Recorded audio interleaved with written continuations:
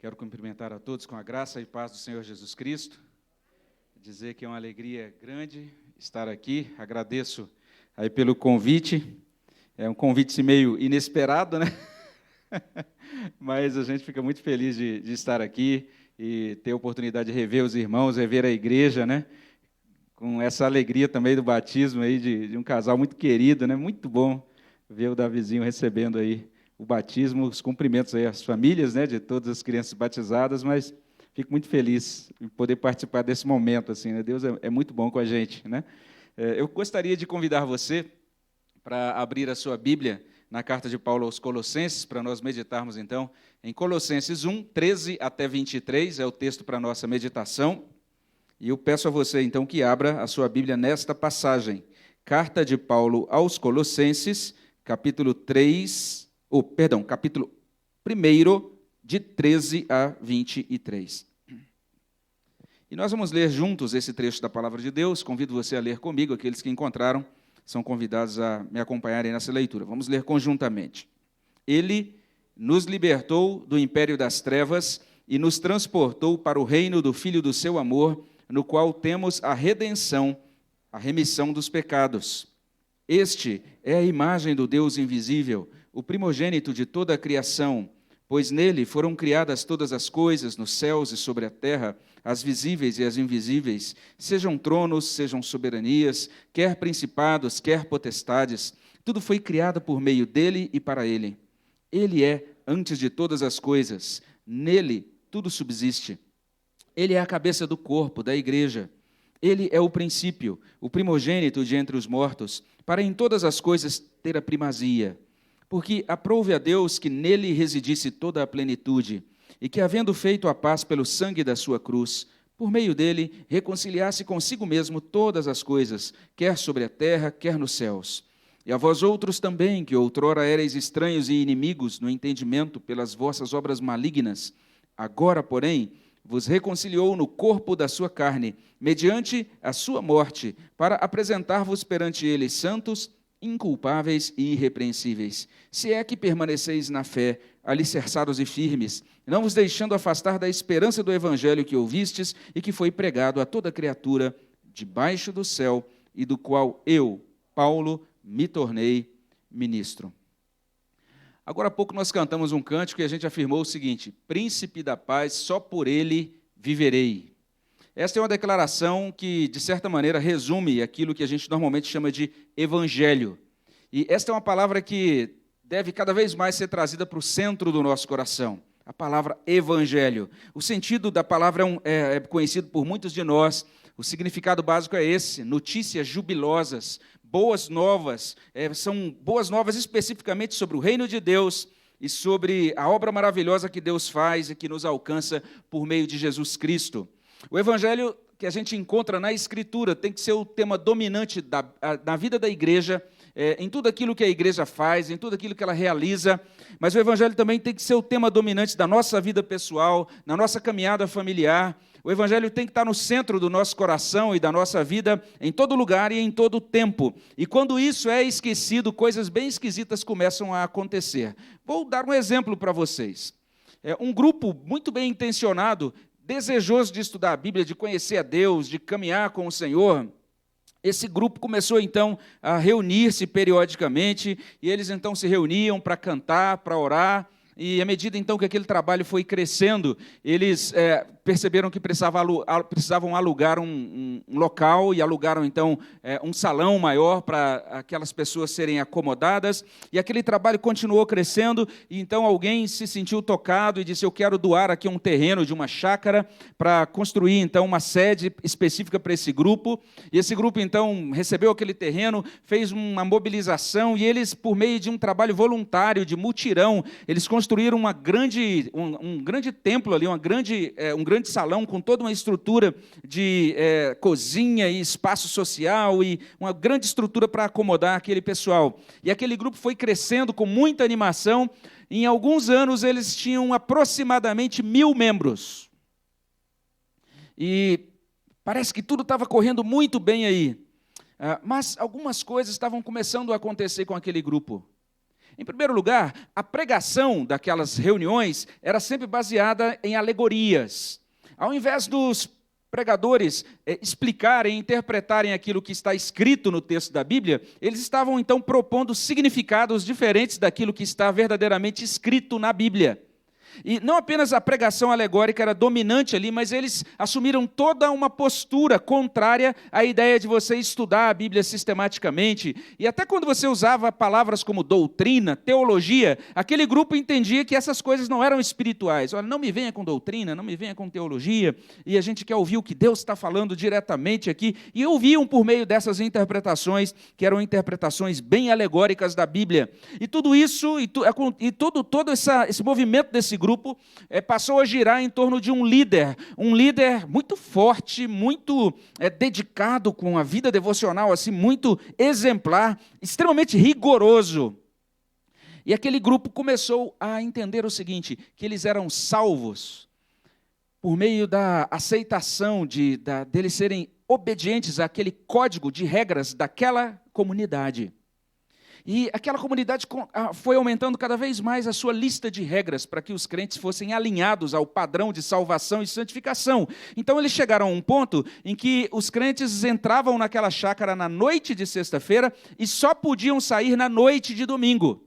E quando todo mundo entrava, eles trancavam o cadeado daquela comunidade, daquela chácara, e os crentes tinham que ficar lá, então, e não podiam sair. Se morresse alguém da sua família, ou se houvesse um casamento, como que a gente teve ontem, e você não podia sair para o casamento de um parente ou o sepultamento de um familiar. Se morria alguém da família, eles diziam, deixem que os mortos sepultem os próprios mortos. E nós, então, não liberamos os crentes aqui para participar dos sepultamentos dos seus familiares.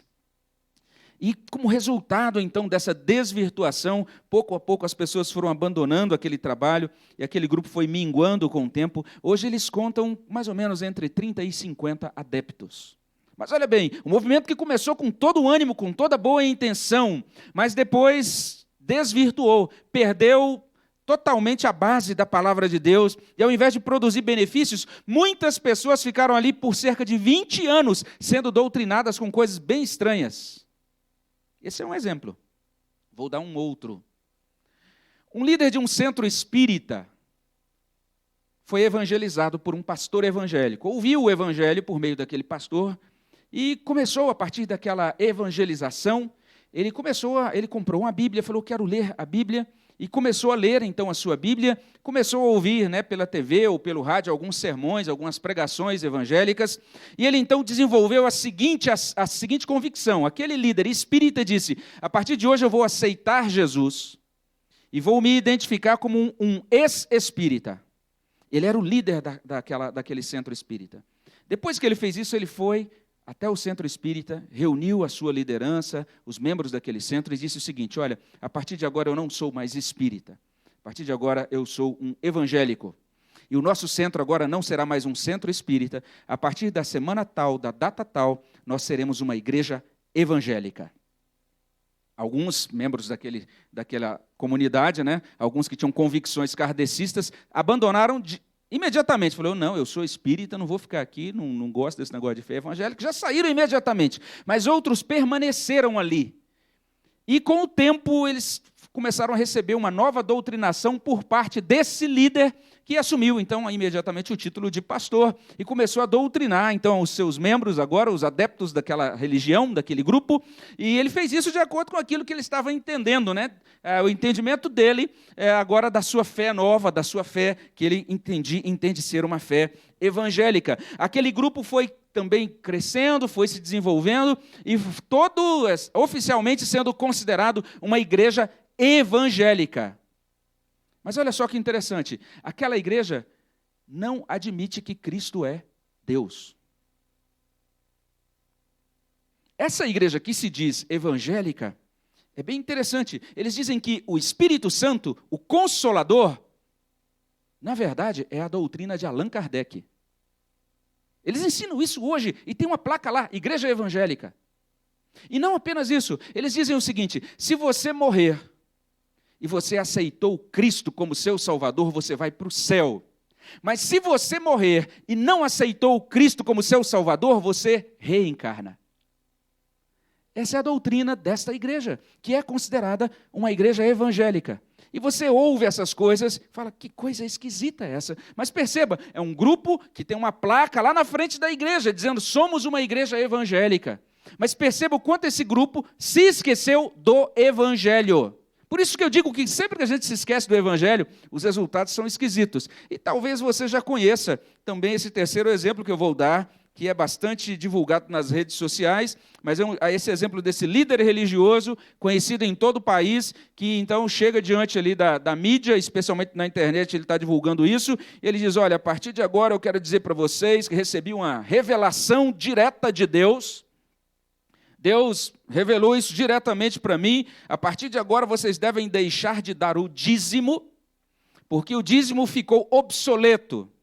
E Deus me revelou diretamente. Então, veja bem, o dízimo é obsoleto, porque nós temos que dar 10% a Deus o Pai.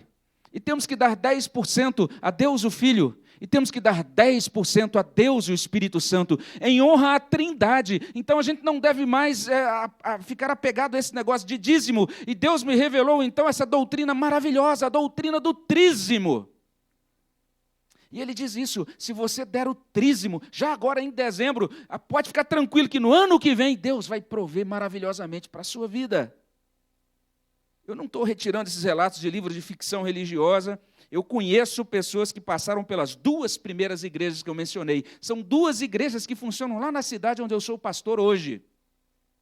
E esse último exemplo você pode conferir depois nas redes sociais. Ainda que eu admita que muitas coisas fazem uma igreja confundir-se, muitas coisas fazem uma igreja desviar-se, mas a primordial causa do desvio de uma igreja é quando a igreja se esquece do evangelho. Se esquece do evangelho verdadeiramente bíblico. E parece que era mais ou menos isso que estava acontecendo nessa igreja, que é a chamada igreja de Colossos. Paulo, quando ele escreve essa carta para essa igreja, ele está falando para uma igreja que estava, de certa maneira, enredada por filosofias, por crenças estranhas a Jesus Cristo. Ela estava muito impressionada com o poder das estrelas, as forças do universo. Depois você pode conferir isso lá em 1,16, 2,8. Ela estava comprometida com a observância não bíblica de dias, de cerimônias, além de práticas de jejuns, de negação e de flagelação do corpo, a fim de obter elevação espiritual e moral. Era uma igreja simpática à adoração de anjos. Tudo isso a gente vê lá no capítulo 2, de 16 até 19. É por isso que Paulo já começa essa carta lá no capítulo 1, verso 5, mencionando o Evangelho. E ele diz isso, olha, vocês receberam o Evangelho por meio de Epáfras, esse ministro fiel, esse pastor que levou a vocês a palavra do Evangelho. Parece que uma das intenções de Paulo aqui, quando ele escreve essa carta, é ajudar aqueles irmãos a relembrar desse verdadeiro Evangelho. É por isso que desde o início, os cristãos sinceros, eles sempre tentam responder essa pergunta, o que é o Evangelho? Afinal de contas, o que é? A gente precisa conhecê-lo para que a gente desfrute dele, para que a gente se apegue a ele, para que a gente possa passar para a nova geração essa chama do verdadeiro Evangelho. Sempre que essa resposta, o que é o Evangelho, é respondida de maneira errada ou respondida de maneira incompleta, a igreja sofre. E começam a surgir esses desvios. O resultado é sempre gravíssimo. Isso afeta a igreja como instituição, isso afeta nossas famílias, isso afeta cada um de nós individualmente. Se nós não compreendermos e, por conseguinte, nós não desfrutarmos do Evangelho, nós estamos apenas girando em círculos em ativismo religioso. 3 coisas aqui sobre esse verdadeiro Evangelho em Colossenses 1, 13 a 23. A primeira coisa que ele diz sobre o Evangelho é que o Evangelho é o anúncio de libertação das trevas e remissão dos pecados. Está aí no verso 13. Ele nos libertou do império das trevas, nos transportou para o reino do Filho do seu amor, no qual temos a redenção, a remissão dos pecados. Então, isso é Evangelho. Esse anúncio de libertação do império das trevas, remissão dos pecados. Um servo de Deus, ele diz literalmente isso. Ele diz que nesse trecho, o apóstolo Paulo está ensinando sobre a nossa salvação pela graça concedida em Cristo. Ele está falando sobre a luz da verdade do Evangelho que é dado aos filhos de Deus. Então é sobre essa luz do Evangelho que Paulo fala, e ele está usando então essa palavra e esta ideia toda de libertação das trevas, pensando em tudo aquilo que a gente lê lá no Antigo Testamento. Desde o profeta Isaías a gente encontra essas alusões a um povo que estava em trevas, mas que seria visitado por graça, seria iluminado pela bondade de Deus, seria liberto do cativeiro, especialmente a parte final do livro de Isaías, Isaías 40 até 66, o chamado livro da consolação. Nessa parte final do livro de Isaías, existe uma tradução grega do livro de Isaías que usa muito o verbo evangelizar, ou que usa a palavra evangelho, e sempre com esse sentido, como uma declaração da libertação de Jerusalém do cativeiro, uma libertação dos oprimidos. E Paulo está destacando isso, evangelho é libertação.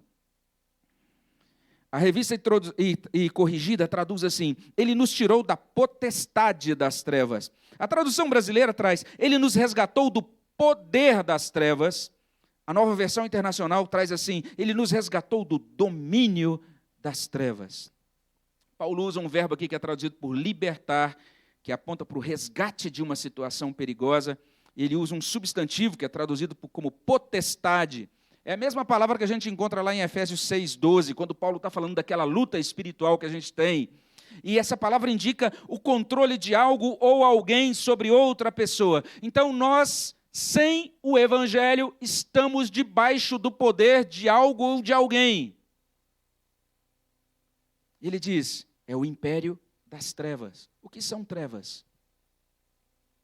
Um servo de Deus que foi um grande amigo de Lutero, chamado Philippe Melanchthon, ele disse isso: estar em trevas é não conhecer a Deus, é não vivenciar, é não ter a certeza de que Deus fica verdadeiramente irado com os pecadores e ao mesmo tempo que Deus perdoa pecados. Um outro estudioso diz isso, que império das trevas é onde dominam os poderes malignos, é onde a autoridade de Satanás é exercida. Olha como Paulo fala então da nossa situação sem o Evangelho, a nossa situação sem Cristo. Quando Paulo usa essas palavras, ele está destacando o nosso estado triste, o nosso estado lastimável sem Deus.